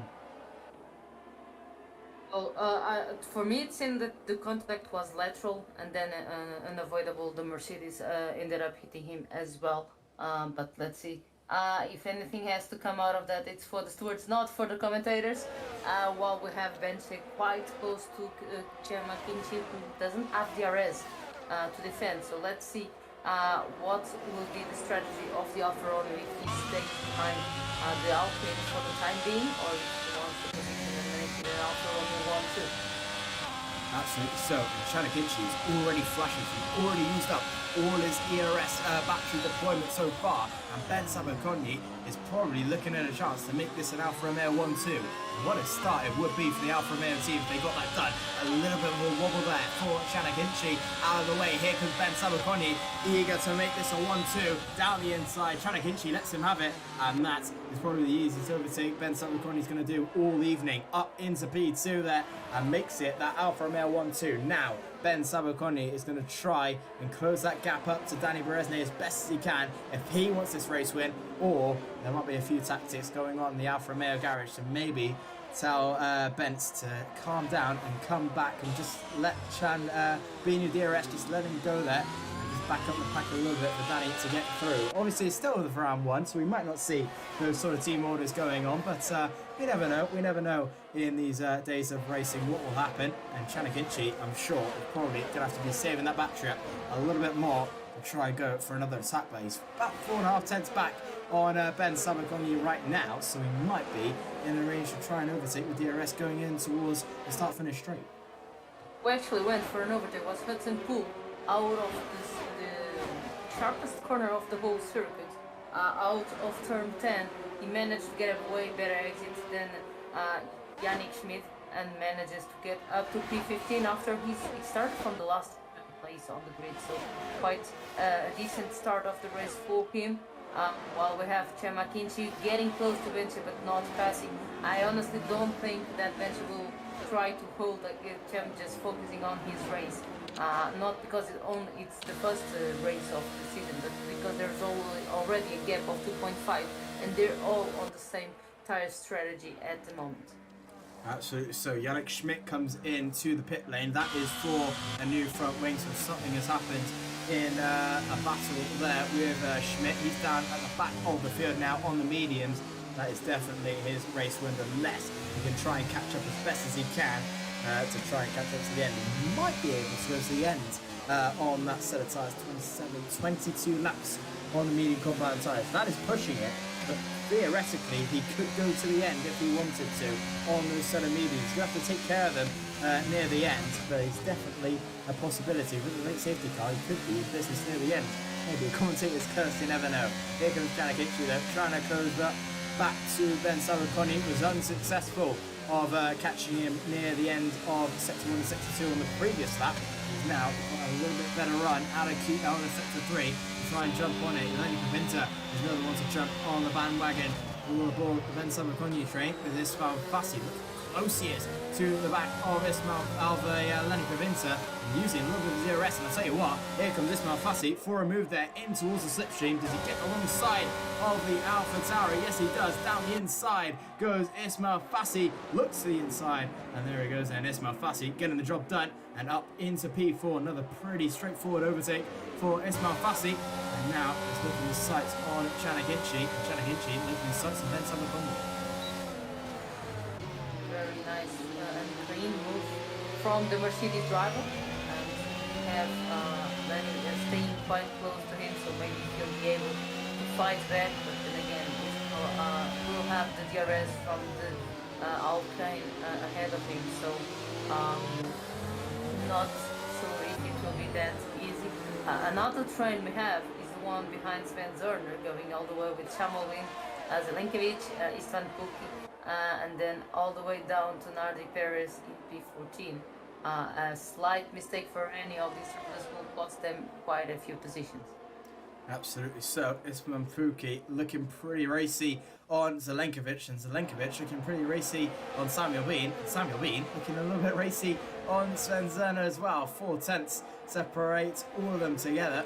About a second between Zerner and about towards Puki as well. So it's really tight racing all the way there from about Zerner to Nardi Perez in P14. It's a great little train that's forming there. Another train up front is a little bit further on, 3.5 seconds. Danny Berezny is pulled out. Then it's Ben Salvaconi to Akinci, to Fassi, to Papinta. Nothing really happening there. We run aboard though with Istvan Puki. If anything happens there, so he wants to have a look on Zelenkovic. Zelenkovic actually tries to defend there on Istvan Puki, but I think Puki probably reckoning what you're doing. I'm never going to go for that move in a month of Sundays. It definitely was not enough of a gap or not enough time between the two of them to try and get the job done. But we still continue on with the train from Sven Zerner, who just really can't catch up to the back of the McLaren of Jan Halliday. He's having a great Grand Prix so far in P6. And speaking of overtakes, it's one who's ended badly, and it is, I believe, Oscar Villacampa, who's had a little bit of an issue with trying to see what has happened to the Haas. If I can try and click on that, had a little bit of a spin that might have been a little bit of a touch from Lillian. I'm not quite sure though. Maybe once again one for the stewards, and someone who's going wide is Istvan Puki, making a massive mess of the final couple of corners of the S's, of the double left-hander, and it's cost him a position to Lillian. We were just speaking about mistakes there, Joanna. We've just seen one for Puki, and it's cost him a position. Now we now have the two Red Bull drivers between the two Aston Martin drivers. Let's see if Istvan can recover from that mistake before Lillian really lose the car ahead of him, who is also close and getting into the prime overtaking spot is Akinci. Let's see if it's this time around that he will try to go for the overtake. He has been lifting off quite a bit, and he does it again, just trying to get some battery back. I'm not sure if it's that easy around this track, especially when you have his fussy breathing down your pumping. It's not easy. So, well, in the meantime, we have attempted overtake. I'm not sure who was ahead of them before, but quite a nice moment between Ramaggio and Tavolaci. Yeah, Ramazio really trying to get back into winning ways there. He's had a little bit of an incident near the back of the field, got sent spinning there from a good position. Now trying to fight his way up the field. Dispatches of Talashi in P17 in the Williams. And Williams not really having a great Grand Prix so far, with Talashi in 17th. And Yannick Schmidt having to pit for repairs back down into 20th place. No retirement so far. They have kept it all clean at the moment. We've had a pretty decent race so far from a bunch of things. Some good overtakes, some good battles nonetheless. And we've had some really good trades happening so far with Janik Inchi, Ben Sabakonyi, Ismail Fassi, Lenny Pepinta and Jan Haladej. And then the battle from 7th all the way down to 13th has been really, really good. There's not a lot you can fault about this Grand Prix. There's battles everywhere you look, and wonder if there's one that's going to happen right now. We're right on board with Yannick Inchi, who's really saved up a lot of this battle. You can see there that's about 30% left on the percentage for Yannick Inchi. I can tell you what now, he's going to look racy, and he's going to look down the inside of Ben Sabakonyi, and he takes P2 away from him. Still side by side though is Ben Sabakonyi on a better line round the outside. What a move from Ben Sabakonyi. Move the day, but here comes Ismail Fassi, making a 3-wide affair. Here comes Fassi down the inside. It's so close between the two. Ben Sabakonyi loses 2 positions. Yannick Inchi into P2, Fassi into P3. Ben Sabakonyi on a better line loses 2 positions though. Well managed from the Mercedes driver, getting the chance that was given to him and putting the car perfectly to get at least 1 position, and I'm sure he'll try to go for P2 on the next couple of laps. Absolutely so. Yannick Inchi now takes place into P2. It's Danny Berezne. Is he going to try and rack up the time gain? Well, 5.5 seconds is the gap between P2 and P1. Ismail Fassi, though, is breathing down the neck of the Turkish driver of Yannick Inchi. Gets a little bit wobbly out of the penultimate corner. And this is now the chance for Ismail Fassi maybe to have a look. It's about 30% of ERS on that Mercedes. He's going to get the benefit of slipstream and DRS coming towards that Mercedes. Is it close enough to try and catch up to Yannick Inchi? It's definitely in a position to overtake. Here comes Ismail Fassi. Does he want to try anything into turn 1? No, he doesn't. He does back out of that time again, but he's got one more overtaking opportunity to go for in this lap. He wants to use it. I'll tell you what, Yannick Inchi is a little bit better. He's not going to use it. He didn't even try to go for some battery usage either of the straights. So for now, just trying to keep that P3. He knew that Bencher wasn't that close to him that he had to attack Ken or be attacked by Bencher like it happened with the Alfa Romeo driver when he was ahead. So for now, quite interesting to see if Danny Peter and Haladesh will be able to take some advantage of all the battling going ahead of him. Absolutely so. One person in particular is looking pretty decent so far.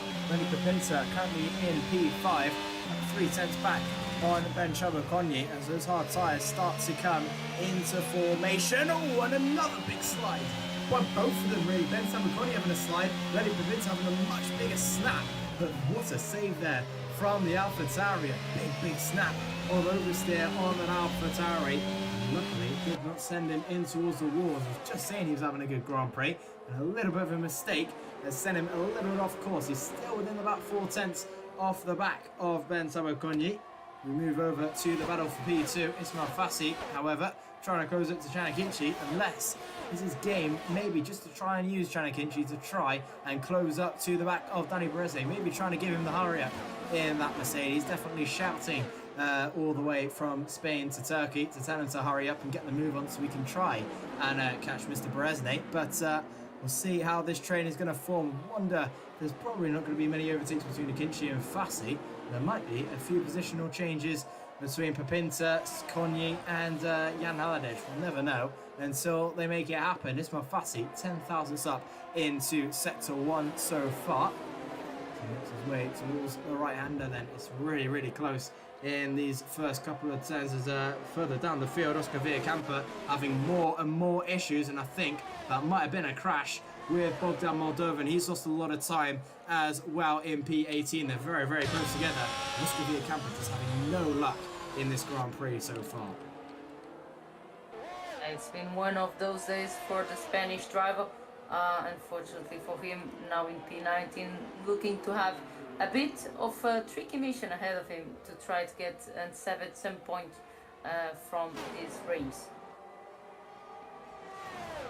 Absolutely. So, move over to our race leader though, Danny Berezne, who starts lap 14 of 29 and having an absolutely Grand Prix so far. Led every single lap and every single corner so far. He's looking on his way to the race victory unless something drastic happens in the end of it. He's used a lot of ERS though to try and get away, so that might play in the favour of Chana Hinchi later on. He's got a breathing and hunting Spanish driver of Ismail Fassi closing up towards him using his DRS. And is he close enough to make a move? No, he's not, and I don't think he was attempted to making it. Meanwhile, his teammate Marty Paris gets the job done on Melamed, and Stefano Ramazio gets past Gregory Belatti, I believe, in the other Alpha Tauri as we make another pit stop. That is Oscar Villacampa for a front wing change. And onto the medium compound tyres. He's got an awful Grand Prix. Villacampa has had so far alongside Yannick Schmidt. I reckon he will get overtaken. Yes, he has. And it's not going the way that Oscar Villacampa probably would have wanted his evening to go. He's still right on board with Gianni Hinchi and Ismail Fassi. P2, P3 separated those two by about 3.5 tenths of a second. Ben Sabriconi in P4, Lenny Papinsa in P5, Jan Holiday in P6. Sven Zerner still in that battle for P7. A big train for about P7 down all the way to P13. Yeah, the train still the same really. No, it was to P14 in the beginning of the race, so one of them falling out of that train. But still Nardi Perez up to P12, and still our Red Bull sandwich between P8 and P11 with the two Aston Martins surrounding them. While we have the first driver getting a penalty in Augustin Torlaci getting a 3-second penalty all the way down in P17. While we have Samuel been finally attacking on Sven Zerner down into turn 1. Let's see if the German driver can answer this attack, but a bit of a moment out of turn 3, complicating any possible answer. Thankfully he manages to keep that P8, and he will be now the one bringing down on Samuel Bean. Yep, Samuel Bean getting the job done and has stuck with that Ferrari ball too far. He's gone very wide. A big moment. Samuel Bean, a big crash for the Aston Martin. That might bring out the safety car. Huge accident for Samuel Bean. Goes very wide, hitting the curb, and has sent that Aston Martin in a big way. A huge crash there, and that is our first retirement of the session, and a huge crash for Samuel Bean. Not the way he wanted to end it. That was absolutely massive. Thankfully, the safety car's not come out there. Not sure why, but Samuel Bean having a big moment there, and he is the first one out of the race. Unfortunate moment for the Spanish driver of the Aston Martin. On the left, with this one taking on this race. Well, and we have the first drivers coming into the pits. This was the normal pit stop window for the one starting on the hard compound, and we have Kamakichi and Ismail Fassi and also Lilian going into the pit lanes, being the first to swap for the mediums. Let's see how fast they can get through the drivers ahead of them that haven't stopped, or if they will stop and not really hold Cem and Ismail. I'll tell you what though, Ismail Fassi is in a little bit of trouble because he's just been sandwiched in behind Bogdan Moldovan into P12 he goes. Now, that is big for Ismail Fassi's chance to try and catch up to Chana Ginchi. Now, he's got Bogdan Moldovan to deal with, and then Chana Ginchi as well. Ginchi on the cold compound tyres though might be easy pickings for Bogdan Moldovan. Villacampa sets so fast up with the Grand Prix with a 30.520, takes it away from Danny Berezne. And there you go then, you can see in the distance Bogdan Moldovan having a look around the outside of Chana Ginchi, right on board with him now with the McLaren. Really trying to hunt down the Turkish man in the Alpine, hopping towards the left-hander. So those are the first guys to stop onto the medium compound tyres. So over to you, Mr. Berezny. When are you going to pull the trigger? He's coming towards the final corner now. He's pretty happy to stay out in front. He's got a very, very nice gap between himself and his teammate Ben Sabakonyi in P2. That's a very nice team strategy. He knew that BenQ was the one that had to really answer the attack from Chemakinchi, who was closest to him. So he lets his teammate go into the pit lane with no holding, and he has the gap to stop on the next lap. Very well team played by Berezny and BenQ.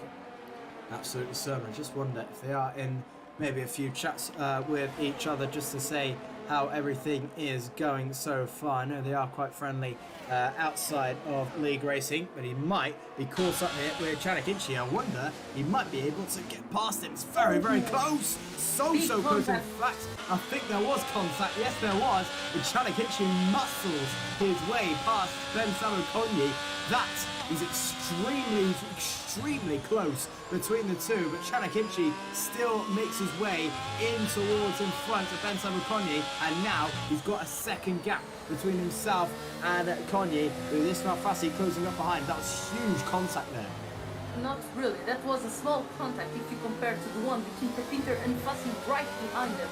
They were side by side as well, and there was a really big dive from the guy behind to make sure that he got the position.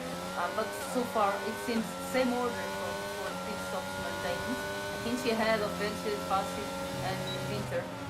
Well, I'm sure. Well, Berezny didn't stop this lap around either, so just making sure that if there is a safety car now, he won't be surprised on the strategy. But at the same time, he had a decent gap, so he's able to just stay on track and have the pressure mediums for the end of the race, while we have Jan Haladesh and Timur Zelenkovic and Istanbul all coming into the pit. Yeah, absolutely. So we'll have a look where they are on the mini-map right now. There they come then. There goes Hudson Poole. Chanakinchi with the fastest lap of the Grand Prix. Where is Haladesh going to come out in order this one? We might be in with a good chance of getting quite close to each other. He's just slot in front of Ismail Fassi there. That is a very, very, very good pit stop by the McLaren guys. But here comes Ismail Fassi on a switchback, getting the job done immediately. But here comes Ben Sabakonyi as well. He's really been stuck in the deep end there. Jan Haladesh with where he's come out. He's trying to battle all the way around the outside on Pepinter and Konyi. He's getting spat out there on the cold tyres. Wasn't going to work. And Jan Haladesh sits back down in P7, but worrying times there for Ismail Fassi, who's 2.8 seconds of a gap behind Chanakinchi. It's just not worked out strategy-wise the way they probably wanted it to go. Ismail Fassi, 2.8 as we just said. Hudson Poole currently in P2, yet to make a pit stop. Danny Berezny has yet to make a pit stop as well. And those are the only three drivers yet to make a stop. That is Berezny, Poole and Moldovan. We're running quite well so far. We run on board back with the battle for P number 3, Lenny Pepinter, again with a 3-second penalty. A big hitter there for that battle for P2, which might turn into the battle for P3 later on. If we run on board with that train there coming towards the line. Here comes Ben Sabakonyi on the back of Ismail Fassi. Does he want to make this move? He's probably going to have to do this move if he wants any chance of getting that 1-2 for the team. Danny Berezny currently leading the way.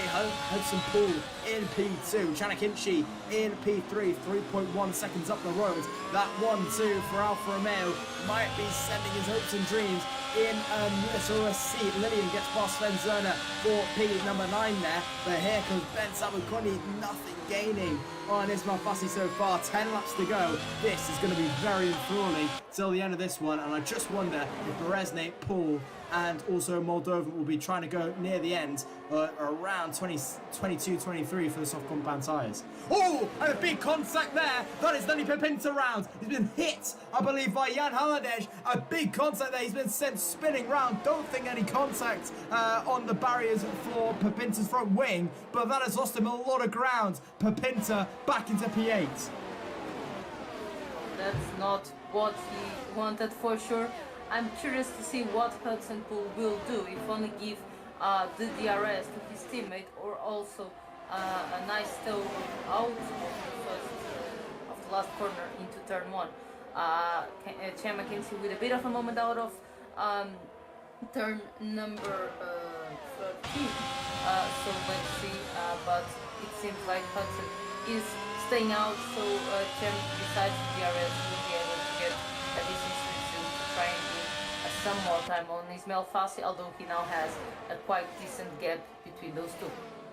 Absolutely. So yeah, flagged momentarily. I'm not sure that was for sector 2.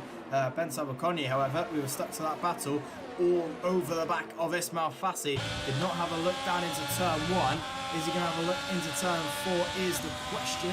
Not quite close enough this time around. Sven Zerner having a little bit of a mishap, and I think he's had a little bit of a loss of control and down into P13 battling with Nardi Perez. He's inside Nardi Perez at the moment in time. Really does not want to give up this position at all. He might have to do this just for the sake of the ghosting, but they're still inside of each other. And there we go. Sort of assign each other, but that is not what you want to see there. All over each other right now. Sven Zerner and Ismail side by side into the third DRS zone. Let's see who gets the best out of the last corner of the second sector, and it's Bence Sabukone up to P4, well, net P3. Let's see if he manages to keep this position. Sorry to interrupt you, Joshua, but Bence was having such a very good out of turn that I just had to. Yeah, it was just caught up there of that battle, but Ben Sabakoni finally dispatching of Ismail Fassi. And one of the ripples, I think that was just behind, no it wasn't, it was McLaren. That's Jan Halliday trying to close up to Ismail Fassi as well as Hudson Poole finally pits for the Alpine team. He's had a brilliant stint out in front there. Here comes Ismail Fassi once again with the ERS, and DRS towards him. Easily done on the Alfa Romeo, and this little bit of a battle between third and fourth is going to rage on, I reckon, for the remainder of the race. And I wonder if this is going to be battle for the podium. I don't think we'll probably see the rest of them trying to catch up to Chanaginchi unless something drastic happens near the end, but I think no one's going to be able to stop Danny Berezny right now. He's had a brilliant stint so far, yet to pit. Of course, as Hudson Poole and Bogdan Moldovan go on towards the soft compound tyres. Hudson Poole comes out into P14. Danny Berezny does have the gap if he wants it to try and pit right now. I think he's going for the softs like Hudson and Bogdan did. That would be interesting to see.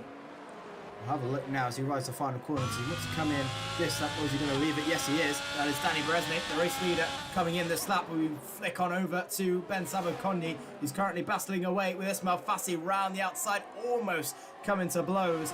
And luckily for him, nothing bad happens. We come towards Chanakinchi as well. We'll just have a look where they are relative to each other. And mediums for Danny Berezny, so not the softs we were thinking of. It's going to be mediums for the Alfa Romeo driver. Chanakinchi just coming towards the start-finish straight. Will not get Berezny in time, but it's definitely going to be interesting if he can try and catch up near the end. Interesting that Berezny did not go on towards the soft there. He definitely had the gap and definitely had the life to go for it if he wanted to. But here comes Ben Sabakoni, his teammates, with a little bit of a scare on Ismail Fassi. They're nothing doing. 2.8 is the gap between Akinci and Berezny now. It's getting pretty tight there. And oh, what a send there from Sven Zerner. Almost ended in absolute tears for himself. And oh, I think that was Lillian just in front. A huge send from the German man. Luckily, nothing contact made. And I think he's lost 2 positions instead of gaining 1 there.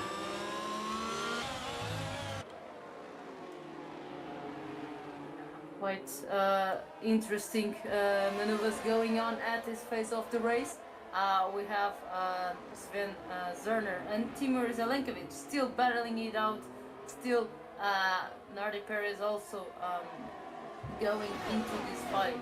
And now they have... Oh, and there's contact from behind. I think it was Milan Mayer, Red Bull driver, having to brake a little bit more than expected maybe because of the 2 ahead of him. And Milan Mayer with a bit of a moment into the Red Bull of Zelenkovic. Yeah, big contact everywhere you look. Chanakinchi, I reckon he's got a few laps. He's going to have to put in a laps of his lifetime. Yellow flags. That is Ramazario again, having a little bit of a spin there. Luckily, not to end it in the barriers. But another big moment for the Ferraris, having a terrible luck this time tonight. He's had a great qualifying session. Just not had a great Grand Prix, unfortunately. But as I was saying, Chanaginchi is going to have to push like a very, very big man if he wants to try and get back in towards this race. Oscar Villacampa with another 3-second penalty added to his name. Currently 19th and 18th are the two penalty runners alongside Lenny Papinta in P6. Bogdan Moldovan fast up at the Grand Prix, 1 minute 30.021. Will we see as 1:29 at the end of it, and Oscar Villacampa speeding into pit lane and does retire from the race. He's had enough. And just an unfortunate weekend, unfortunately for Villacampa, not the way he wanted to end his evening, but it has ended in a DNF for him. So Augustin Talashi is the last man on the grid so far in P18, as yellow flag still flying there, but Chanaginchi currently 3 seconds back. Danny Berezny as well, trying to get the gap that he really wants, and right now he's on a pretty decent lap. He's just gone purple in Sector 2 as well. I reckon this Bahrain Grand Prix is as sealed as anything for Danny Berezny. He's had a great Grand Prix, led every single lap in every single corner. He's been faultless since the absolute start, but the big question is who will be that final man on the podium. It's between Fassi, Berezny, Fassi, Konyi, Haldej, Papinta, and Berezny does go into the 127s, 29, sorry. Fastest lap of the race for Berezny. Just after Villacampa had also done a fastest lap, and Bits is still behind Ismail Fassi, losing quite a bit of time for Etienne McKinsey. So that's a bit tricky for them, and now they're ghosting again. Spencer and Artie Perez still on the same spot on track, but with the DRS, Nardi just gaining the position. Oh, but what is going on here? Not sure what has happened for John. I don't know what's happened there. Everything seems okay on my screen. There's something interesting that has happened, but we'll move on. Nevertheless, Ben Sabakonyi really counting down the clock when he can try and make a move on this Fassi. I wonder if he's going to wait until right until the very end. And I think there might be a battle yet. Contact between Zelenkovic and Zerner, with Zelenkovic hitting the Ferrari out of the track and then ended up gaining the position, now a big dive from the Ferrari driver, and Zelenkovic fighting it out. Milan Meyer gaining position on both of them, and there's still contact between the Red Bull and the Ferrari. Ferrari driver getting the worst line out of the first car of the third sector. But then again, still managing to keep it side by side with, I think, the Red Bull driver braking a bit late earlier to get the DRS for the main straight. Absolutely, Sir Sven Zerner not making any friends out there at all, and Zelenkovic is not an issue. Oh my goodness me, this is getting very, very hairy between Zerner and Zelenkovic there. Down the inside goes Zelenkovic, leaves no room for Zerner. Zerner absolutely hitting each other once again, banging wheels, banging side pods all the way. Schmidt with a 3-second penalty as well. Zelenkovic gets well out of the way, does get past the Ferrari eventually, but they are making no friends out there, making more enemies that much, and it's definitely heating up to an absolute boil between Zerner and Zelenkovic. Zerner gets the position back, but it's getting very, very tight between those two for P11 there. It's getting pretty hair-raising as well, with Hudson Poole just near the back of that one as well. He could basically ruffle some feathers if these guys have some big collision, and I wonder if they might do. Once again, Zelenkovic pushing him through the corner there. He's not liking the way Zerner is racing so far. He wants to be in front as much as he can. He wants to have a look down the inside. He's having a little bit of a look, on the Ferrari. Nothing changes though. And this is going to be getting pretty racy near the end of this one. Ben Sabakonyi trying to close up to Ismail Fassi. Move over to lap 27 of 29. 5 seconds between Berezny and Akinci. We have a look then to Berezny. Konyi, sorry, as we look contact again between the two of them. More contact between Zelenkovic and Zerner. We'll move over to that battle there. And these guys are definitely getting hairy. Look where Hudson Poole is. We'll have a look on his perspective here. So he can definitely get into 2-1 here if he wants anything out of this Grand Prix. Zerner to the left. Zelenkovic pushing him to the right there and gets the job done. Up into P11 goes Zelenkovic. But is Sven Zerner done here? No, he is not. DRS wide open for the Ferrari. Who chooses left or right? Chooses left. Thankfully, Zelenkovic pulls the left once again, trying to block him and forces him off the track there. Zerner with a 3-second penalty. That will try and get him removed at the end of that one. He thinks he was pushed off. Probably, in my opinion, probably was. Yannick Schmidt, the fastest up of the Grand Prix, 129.229. Zerner off the track, going very, very slowly there, and has lost the position to Paul. What is going on near the end of this one? Hudson Paul into P12 and looking to try and battle back with Timo Zelenkovic in P11. Sven just said enough of this. I want to be afraid of his race, probably, and deciding to let them all go. And I wouldn't be surprised if I didn't see him retiring at the end of this lap. Maybe some damage as well. But yeah, I was going to mention, if you notice, when they started fighting, Milan Mayer was behind them. Now he's 7 seconds after victory. So they did each other no favors with all this going on.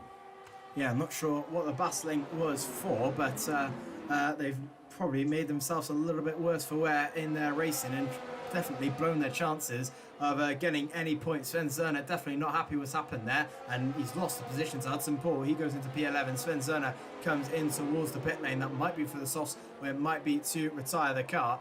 It might be for soft compound tyres, I reckon, on the Ferrari to try and get the fastest lap of the Grand Prix. With 2 laps to go, it's getting very, very tight. Yes, it is soft compound tyres for Zerner, but it's getting very, very tight for that final podium position. Fassi versus Bensabo Konya versus Papinta versus Haladej for the final podium positions. It can go to anyone at this point with 2 laps to go. The race victory is definitely gone to Danny Berezne. P2 definitely goes to Jan Kinchi. He's 8.5 seconds clear of P number 3 so far. Sven Zerner and Yannick Schmidt having a little bit of a argument between each other for the final position on the track. We move over to lap 28 of 29, penultimate lap of the Grand Prix. Yellow flags. I believe that is Balati's had an incident. Yes, it has. He's spun it out of the left-hander and has hit the wall there. I think so. Which comes back on towards the track there, but we move over to the battle for P3. Zelenkovic with a 3-second time penalty. That will guarantee Ramazio in P12 so far. We ride aboard with Sabo Konya, who's definitely waiting for the last lap of the Grand Prix. I tell you who isn't. It's Jan Haladej. He pulls in towards P5. Danny Papinta, of course, with that penalty, so he's pretty much out of this podium battle. So between Fassi, Konya and Haladej for the end of this one. Here we go then, place your bets. It's going to get tasty with Ismail Fassi in the lead of this podium battle with Bensabo Konya in P4, Jan Haladej in P5. This is going to get very, very hairy right up until the end, Joanna. Well, too many battles, more battles than I was expecting, but then again, what an amazing race we've had so far for our first race of the season. Still nothing decided. Let's see what happens on this last lap. But BenQ completely threw the car ahead of him out of turn 10. Let's see if Jan Haladej can also pick to gain one of the positions ahead of him. I get it that our podium will be decided. The last position of our podium will be decided on this last lap. That is starting pretty soon. But in the meantime, Sven pitted from one battle to get involved in another battle, and he's happily fighting it off with Yannick Schmidt. Absolutely so. Danny Berezne starts the last lap of the Grand Prix. They will start the last lap of the Grand Prix. Ismail Fassi in the lead, Bensabo Konya in P2. Here we go. What will Bensabo Konya do in towards turn 1? He's closing and closing all the way on Ismail Fassi. Fassi defends.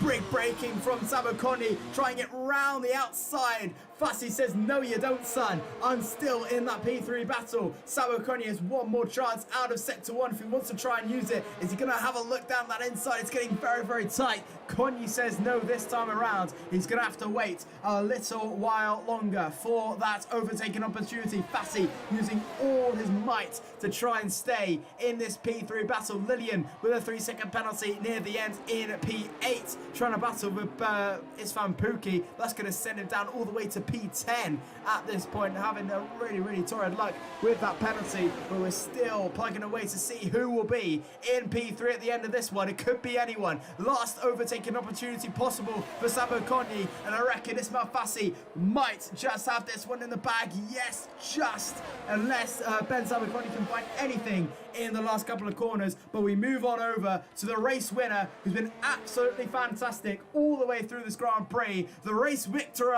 in Bahrain will go to Danny Berezne. It's Berezne who wins in Bahrain. What a Grand Prix he's had. It will go to Shanakinchi into P2. Will it be Ismail Fassi in P3? It's looking likely so far. We move towards the final corner. Ismail Fassi is in front. It's Ismail Fassi who gets the final podium spot with Ben Sabo Konyi in P4. Jan Haladej is in P5. Lenny Pepinta just keeps his P6 with Ismail Pookie in P7. Nadi Perez is 8th with Lillian in 9th. Milan Mayer is your final point scorer. Hudson Poole is 11th from the back of the grid. He had a great Grand Prix. Ramazio is 12th with Selenkovic in 13th. Moldovan is 14th. Talashi is 15th. Svensson is 16th. Schmidt 17th. And, well, actually, we'll see in that. There's a little bit of a battle for 16th and 17th between Schmidt and Zerner, really battling all the way towards the wire there, side by side. Who will be P16 and who will be P17? After that one, Zerner down the inside, very late on. I think it's just about going to go to Schmidt there. They're side by side. Zerner will have to DRS. It's so close. Zerner just gets there on the line. Balati is P18 with a 3-second penalty near the end, but Danny Berezne, 7 seconds he's won by, and it's Danny Berezne who gets the job done, and he is the winner here in Bahrain. Left to know who is our driver of the day. The game decides it's Hudson Poole. Absolutely, so Hudson Poole is your driver of the day there by the game. 20th to 11th, had a really good Grand Prix all the way through there, but Danny Berezne absolutely unstoppable there and has got the job done near the end there and takes the win here in Bahrain. Shanakinchi is P2. Ismail Fassi taking P3 there. What an absolutely fantastic way to start the season here in Bahrain, and nothing could be more deserved, and it is Danny Berezne who takes the win here in Bahrain. A fairly simple, straightforward win for the Hungarian in the Alfa Romeo esports team. There is your results on screen there. Danny Berezne is your victor here with Shanakinchi in P2, 7 seconds separating those two. Ismail Fassi is P3, Ben Sabo Konyi is P4, Jan Haladej is in P5 with Lenny Pepinta P6, Isfan Pookie P7, Nadi Perez is 8th, Lillian is in P9 with Milan Mayer in P10. Hudson Poole, Stefano Ramazio, Zelenkovic, Moldovan, Talashi, Zerner, Schmidt and Balati are from 11th to 18th. And Oscar Villacampa and Samuel Bean did not end up scoring any points, and they are your retirements for today. We are joined, I believe, by your race victor of Danny Berezne. Danny, how are you feeling after that win, my friend? I'm really happy to be honest. I mean, nothing more a racing driver can wish. Pole position and the race victory. Nearly the fastest lap as well, but I got beaten by, I think, 400ths of a second, or actually a little bit less than that, with the softer tires. I actually wanted to go on softs myself too for the end, but I realized I only have used tires remaining from the qualifying session, so I didn't do it. And someone took my fastest lap who had a new soft. Anyway, this is a long championship, so this was only the first race. I know that some drivers, really talented drivers, were missing today, so I'm looking forward to battle them on track as well. And all in all, it's just been a great show, I think, of the level of F1 esports as well, when coming to a league like that with a lot of young talents, but I could make a little bit of an extra time over the others today, so I'm happy about that. Absolutely. So you were mentioning about drivers who were missing. Obviously, Danny Haddad was also missing, your championship rival from last season. Do you think you can still carry on that battle if he does join us later on? Yes, obviously with Haddad, I think we have a great history of good battles on track, so I'm really looking forward to meet him on track on the runs that he is available. Absolutely. So moving on to the calendar then, we've got Miami next week if you are racing. Probably, is that a favourite for you? Obviously very new into the game. Do you think you can probably have a good chance out of that one? Yeah. Miami is an enjoyable track, and I haven't driven it for a while, so I'm looking forward to get the hang of it again. Absolutely. So, well, we'll leave that there for you, Danny. Thank you very much for joining us. Congratulations on the race win there. Hopefully we'll see you next week at Miami. What an absolutely fantastic race we've joined us into. We move on, as we just said, to at Miami next week on the 13th of November. Thank you all very, very much for watching this race today at Bahrain. Move over to Miami next week, as we just said, moving on to China, Azerbaijan, Belgium, Canada, Silverstone, Monza, Australia, and Abu Dhabi. 9 rounds left to go. Berezne takes round 1. Who will take round 2 is another question. See you later.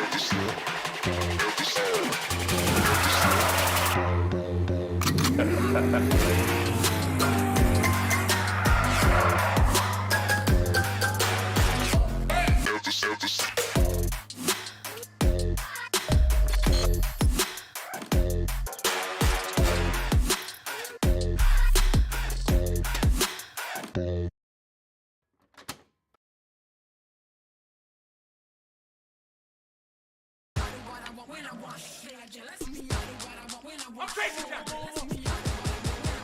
Yes. Easy going right there. Look at him.